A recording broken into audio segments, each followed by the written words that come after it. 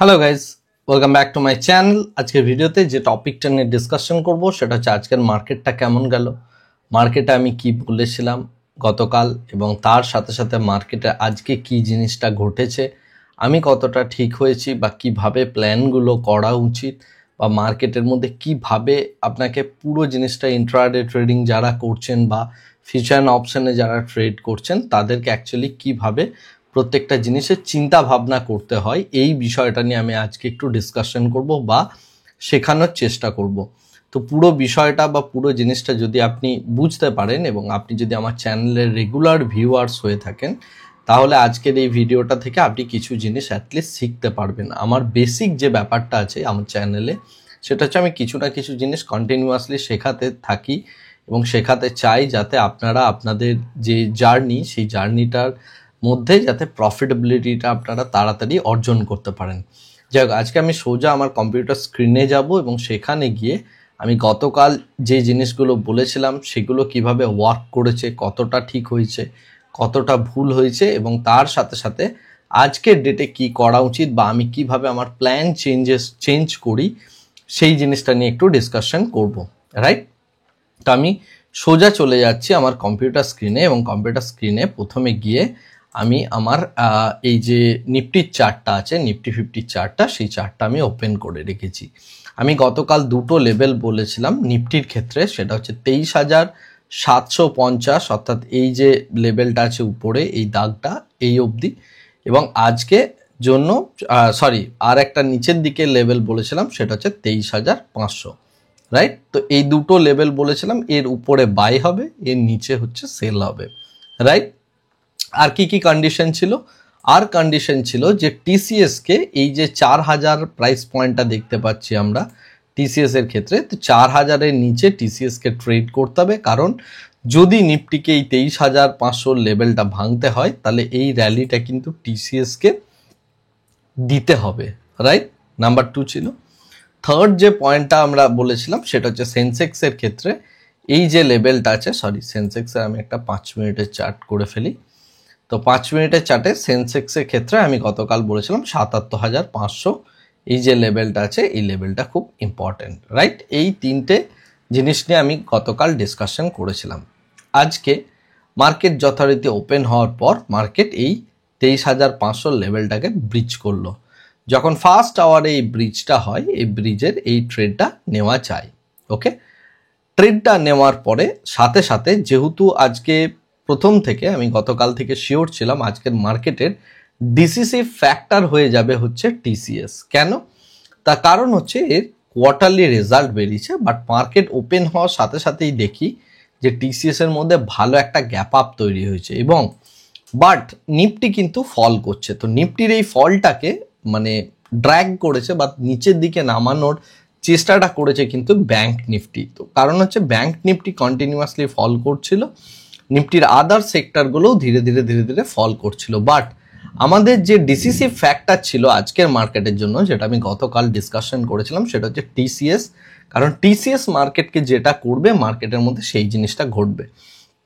আমরা যদি দেখি যে মার্কেট কিন্তু ফল করছিল কন্টিনিউয়াসলি, তো আমার শর্ট পজিশন আমি এই জায়গাতে বের তখনও করিনি। আমি ভাবছিলাম যে এই জায়গায় কি করব, আর আমি কন্টিনিউয়াসলি টিসিএস এর চার্ট দেখছিলাম। কেন?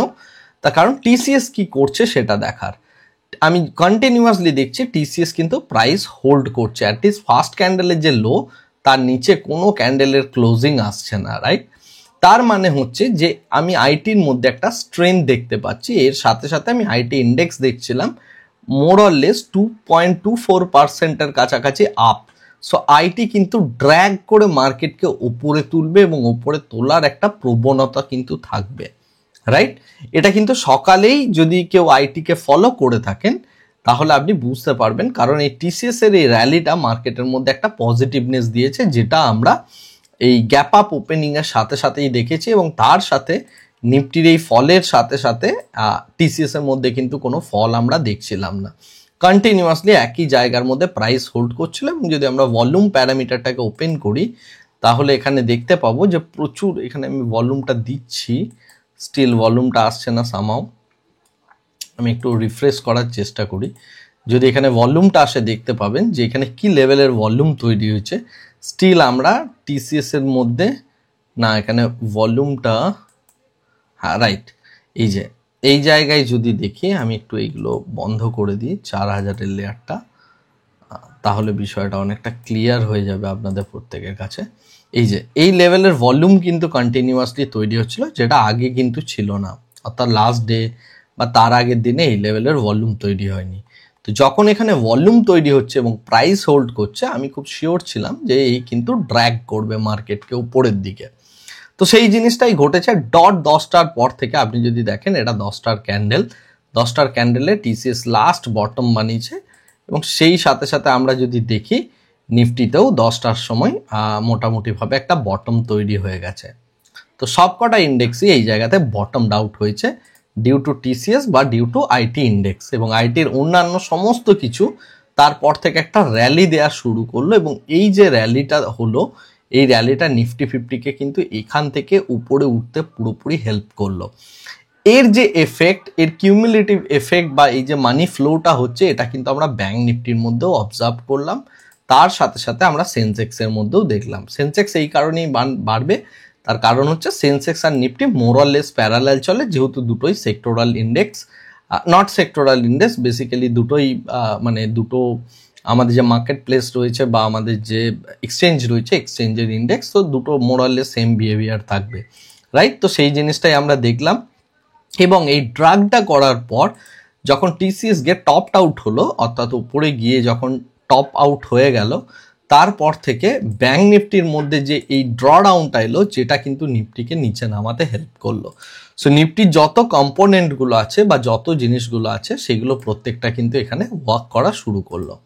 তো বিষয়টা হচ্ছে যেটা, যদি আজকে টিসিএস এই 4000-এর কাছাকাছি জায়গায় ওপেন হতো, বা টিসিএস যদি 4000-এর নিচে এই জায়গায় ওপেন হতো, যেটা আমি এক্সপেক্ট করেছিলাম যে 4000-এর কাছে ওপেন হবে এবং এই নিচের দিকে নামবে, যদি এটা নিচের দিকে নামতো, তাহলে পুরো মার্কেট কিন্তু টাটা টাটা টাটা টাটা করে ফল হতো। যেহেতু টিসিএস এর গ্যাপ আপ ওপেনিং হয়েছে, তো আমি যে গতকাল কথাগুলো বলেছিলাম, সেগুলো সম্পূর্ণভাবে এখানে একদমই ঠিক প্রমাণ হয়নি, এবং সেই জায়গা থেকে দেখতে গেলে সেটা সকালেই টিসিএস এর গ্যাপ আপ ওপেনিংয়ে আমাকে বলে দিয়েছিল, ওকে আমি যে চিন্তা ভাবনাটা করছি বা গতকাল যেটা বলেছি, দ্যাট ওয়াজ রং, আমাকে নতুন প্ল্যান করতে হবে, রাইট?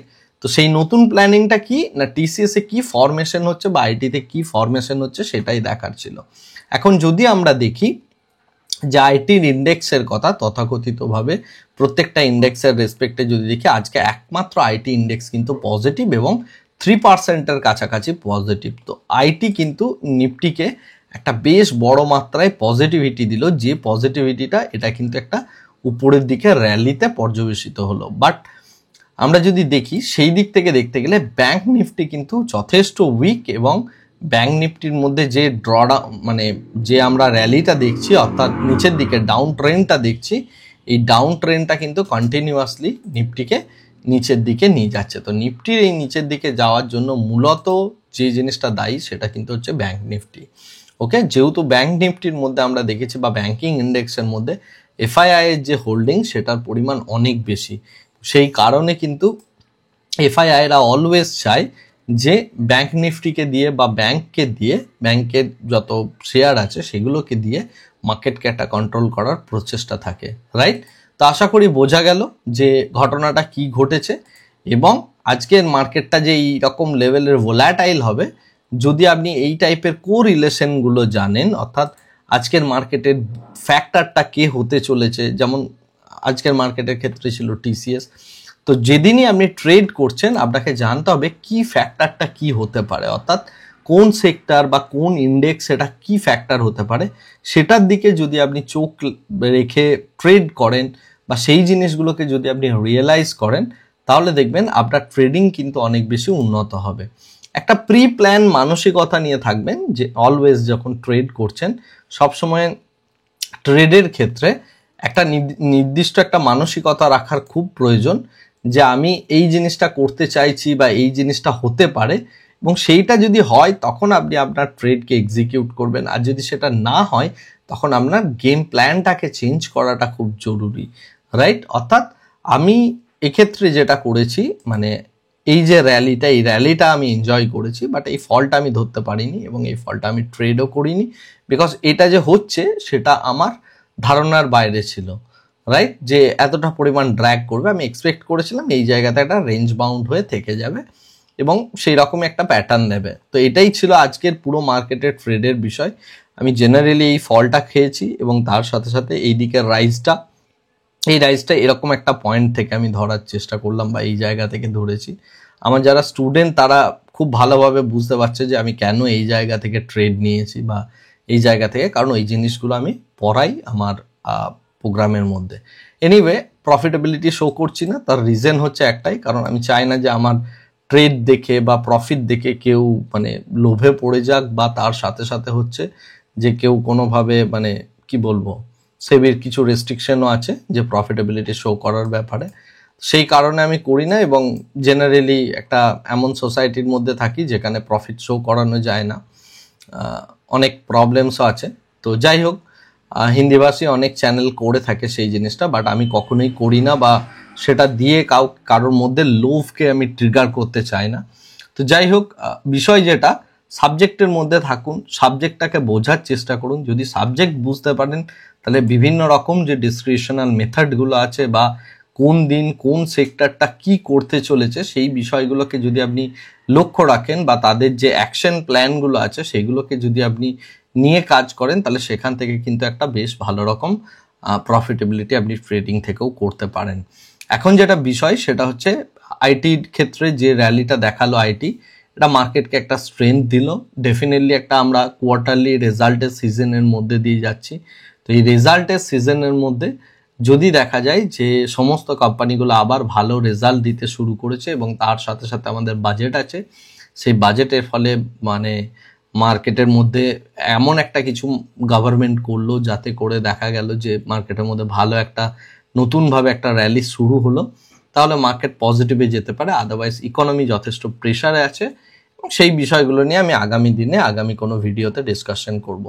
আজকে জাস্ট ইন্ট্রাডে ট্রেড, যেহেতু আমি আগের দিন কিছু লেভেলস দিয়েছিলাম, আমি যে অ্যানালিসিসটা করেছিলাম সেটা অনেকখানি ভুল প্রমাণ হয়েছে, বাট আমি কিভাবে আমার প্ল্যানটাকে চেঞ্জ করলাম বা কি দেখে চেঞ্জ করলাম, বেসিক যে ফান্ডামেন্টাল জায়গাটা ছিল যে টিসিএসকে ধরে ট্রেড করব, সেই ফান্ডামেন্টাল জায়গাটাকে আমি কিন্তু ইন্ট্যাক্ট রেখেছিলাম এবং যেমনভাবে পুরো প্ল্যানটা চেঞ্জ হয়ে গেল সেই অনুযায়ী আমাকেও আমার গেম প্ল্যান চেঞ্জ করতে হলো। তো এই জিনিসগুলো আপনাকে কিন্তু আপনার মার্কেট আওয়ারের মধ্যে বসে করতে হবে। এরকম নয় যে আমি, অনেকেই আছেন আপনাদের মধ্যে যে আমি কিছু একটা লেভেল বলছি, কিছু একটা লেয়ার বলছি, সেটাকে ধরে ট্রেড করতে চলে যান, না সেটা করবেন না। আমি আমার থট প্রসেসটা জাস্ট বলি যে গেমটা এইভাবে খেলা হতে পারে, এই জিনিসগুলো কি ফ্যাক্টর আছে সেটাকে আপনাকে আপনার ট্রেডিংয়ের মধ্যে মেশাতে হবে, নিজেকে সাবজেক্টের মধ্যে থাকতে হবে এবং মার্কেটের মধ্যে যে জিনিসগুলো আপনি দেখতে পাচ্ছেন সেই আমি কি ফ্যাক্টরগুলো আগে থেকেই বলে দিই, তো সেই ফ্যাক্টরগুলোকে ধরে যদি আপনি ট্রেড করেন তাহলে দেখবেন আপনি প্ল্যানটাকেও চেঞ্জ করতে পারছেন এবং ধীরে ধীরে এই জিনিসগুলো আপনার এক্সপিরিয়েন্সের সাথে সাথে ধীরে ধীরে বিল্ড আপ হয়ে যাবে। আশা করি আজকের এই ভিডিওটা থেকে কিছু জিনিস বোঝাতে পারলাম। মার্কেটের যদি আপনি আজকের টোটাল মার্কেটের সমস্ত সেক্টরগুলো দেখেন, দেখবেন আইটি বেশি এবং সেদিক থেকে দেখতে গেলে টিসিএসই বেশি। সুতরাং মার্কেটকে একটা বেশ বড় রকম সাপোর্ট দিল আইটি ইন্ডেক্স। পরবর্তীকালে দেখা যাক যে এটা আর কতটা ভালো হতে পারে, কারণ মার্কেটের মধ্যে বাকি প্রচুর কোম্পানিজ রয়েছে যাদের অবস্থা খুবই খারাপ এবং যে কারণে মার্কেট অনেকটা ড্র্যাগ করেছে এবং ধীরে ধীরে ধীরে ধীরে প্রত্যেক দিন করছে, রাইট? তো এই জিনিসটা ফেব্রুয়ারি মাস থেকে চেঞ্জ হতে পারে যদি আমাদের বাজেট ভালো হয়। আর যদি বাজেট ভালো না হয় তাহলে মার্কেটের প্রত্যেকের কপালে যারা পোর্টফোলিও হোল্ড করছেন মানে সুইং ট্রেডিংয়ের জন্য বা এই সমস্ত জিনিসগুলোর জন্য, সেগুলোতে কিন্তু প্রচুর প্রবলেম ফেস করতে হবে, প্রচুর পেন ফেস করতে হবে এবং মার্কেটের ওভারঅল স্ট্রাকচারটা কিন্তু এই মুহূর্তে যথেষ্ট বিয়ারিশ। যাই হোক, আজকের ভিডিওটাকে আর এর থেকে বেশি দীর্ঘায়িত করছি না, ভিডিওটাকে এখানেই শেষ করছি। Thank you very much, bye bye, tata.